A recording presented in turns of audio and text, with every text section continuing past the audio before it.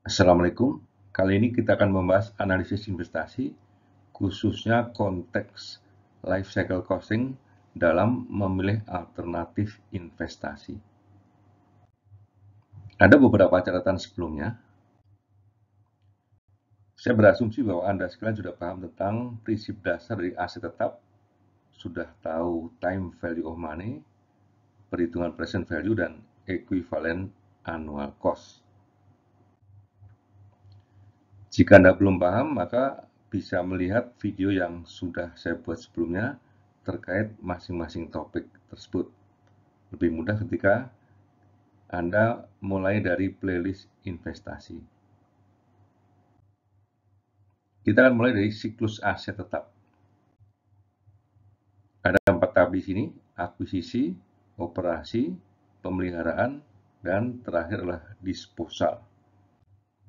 Fase akuisisi adalah fase untuk memperoleh aset tetap tersebut.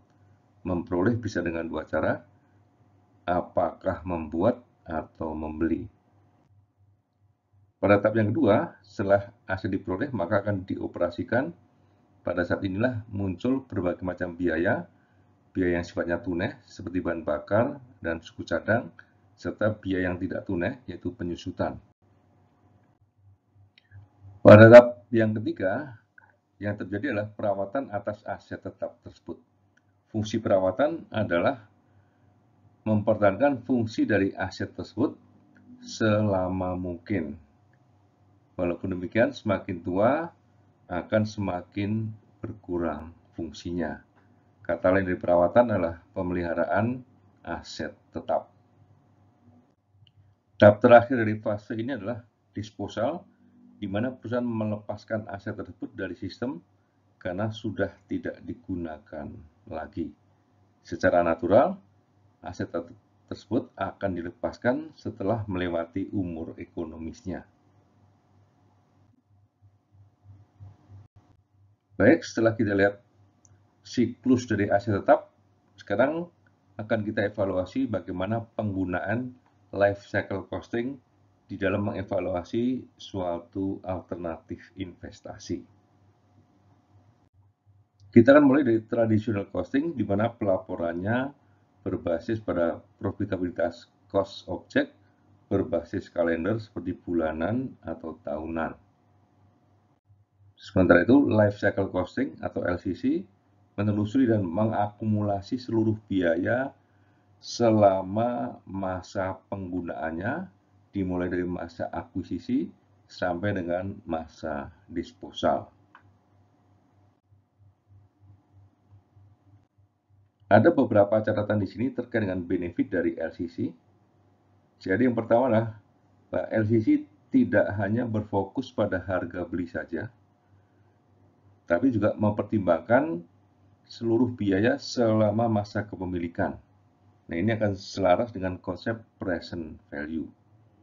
Nah, untuk dapat digunakan, maka kita akan menambah konsep equivalent annual cost ketika umur dari suatu aset berbeda, pilihan 1 dan pilihan 2. Kita akan lihat contohnya.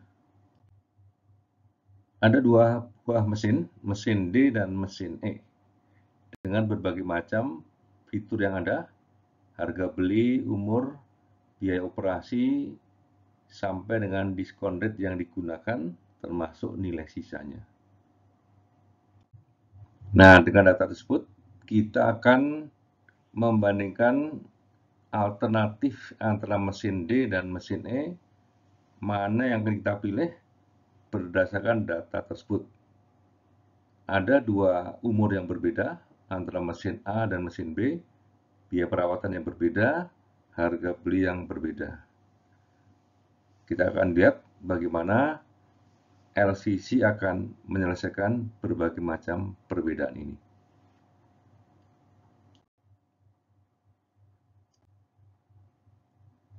Perbandingan akan dilakukan pada arus kas dari cost yang muncul. Kita tidak memunculkan pendapatan, karena yang kita evaluasi adalah cost-nya saja. Pendapatan kita kunci pada alternatif yang sama. Jadi, suatu investasi dengan pendapatan yang sama terdapat dua alternatif mesin untuk menghasilkannya. Nah, pada contoh ini, perumusan cost kita gunakan dengan tanda positif, bukan tanda negatif seperti biasanya. Karena yang dominan adalah unsur cost-nya, sehingga kita gunakan tanda positif. Kalaupun dibalik dengan negatif, tidak ada masalah. Yang penting sesuai dengan keseluruhan. Jika arus kas untuk cost-nya positif, maka nilai sisa akan negatif. Demikian pula sebaliknya. Ini hanya masalah cara saja. Harga beli dan umur, kita lihat harga beli untuk mesin D 1150, mesin E 1050, mesin D 5 tahun, mesin E 4 tahun. Terdapat biaya perawatan bahan bakar, kemudian proyeksi dari hasil biaya tersebut selama umurnya, yaitu 5 tahun untuk mesin D, 4 tahun untuk mesin E.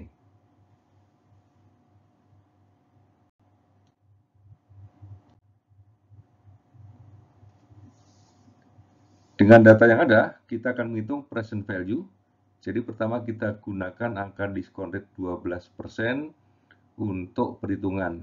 Alasan kenapa 12% kita bisa bahas nanti di dalam perhitungan biaya modal, atau Anda bisa melihat pada playlist biaya modal yang cukup banyak di dalam kelompok video saya. Nah, di sini dengan angka 12 tersebut ketemu nilai present value-nya 2607 sekian untuk mesin D, 2257 sekian untuk mesin E. Jadi dari alternatif ini terlihat bahwa mesin E present value-nya lebih rendah. Karena ini masalah cost, kita akan memilih mesin E, yaitu cost-nya yang lebih rendah jika hanya pada NPV yang kita lihat. Tapi dengan catatan bahwa umurnya berbeda. Sehingga kesimpulan itu perlu kita tunda terlebih dahulu sebelum kita sampai pada kesimpulan yang lebih sempurna. Kita akan lihat sekarang equivalent annual cost. Jadi membandingkan dua alternatif umur yang berbeda tidak fair kalau hanya dari present value. Yang satu muncul present value dari 5 tahun, yang satu dari 4 tahun. Oleh karena itu, kita akan hitung faktor anuitasnya, yaitu jumlah diskon faktor dari masing-masing mesin.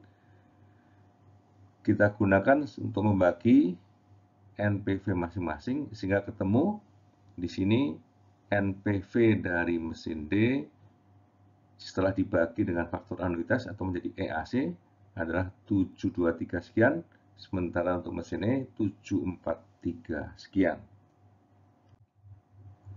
Terlihat di sini bahwa sekarang berganti mesin D yang EAC-nya lebih rendah.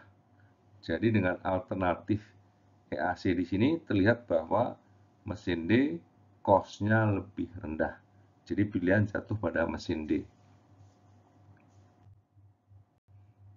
Kita akan evaluasi secara keseluruhan. Apabila kita melihat hanya harga beli, maka yang kita pilih adalah mesin E. Apabila kita gunakan NPV, kesimpulan juga sama, mesin E, karena NPV-nya lebih kecil ya. Ini masalah cost, jadi yang kecil yang kita pilih. Perlu dicatat bahwa umur kedua mesin berbeda, sehingga kita perlu menggunakan EAC untuk memilih alternatif tersebut. Pada waktu menggunakan EAC, terlihat bahwa mesin D menghasilkan EAC yang lebih kecil. Nah, inilah yang bisa muncul dari penggunaan life cycle costing di dalam pemilihan suatu alternatif investasi dengan umur yang berbeda. Ada beberapa catatan akhir di sini. Jadi LCC akan menghindarkan kita dari orientasi pada harga beli saja.